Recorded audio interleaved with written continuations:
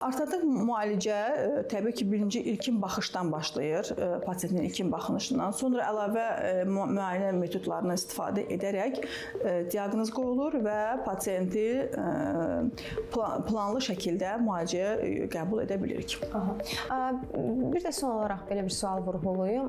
Uşaqlarda, kiçik yaşlarda o əyri dişlər qeyd elədiniz bayaq çıxır və valideynlər ümumiyyətlə çox yayılıb bu arasında belə bir fikir var ki, uşaq böyüdükcə o əyri dişlərin yerinə, tutaq ki, onlar töküləcək, onların yerinə təzə düz dişlər çıxacaq. Bu nə dərəcədə doğru bir fikirdir? Süd dişlərində olan problem o demək deyil ki, gələcəkdə daimi dişlərdə də ola bilər. Burada hardasa bir balaca həqiqət var. Bəli, var. Amma çənə problemi varsa, dişlən problemi varsa, bu heç bir halda dəyişməyəcək. Əksinə, yaş artdıqca problem də artacaq. Odur ki, biz 6 yaşından 12 yaşına qədər uşaqlara çıxan ortodontik aparatlar tətbiq edirik. Əlbəttə ki, burada artıq həkim pasiyentdən asılı vəziyyətdə qalır.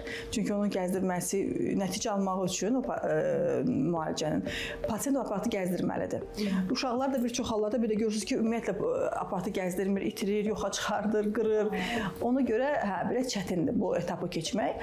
Amma 12 yaşından yuxarı bütün pasiyentlərə brek sistemi tətbiq oluna bilər və bu halda artıq pasiyent həkimdən asılı olduğuna görə yəni 90% nəticəni yəni həkimə görə almaq olur.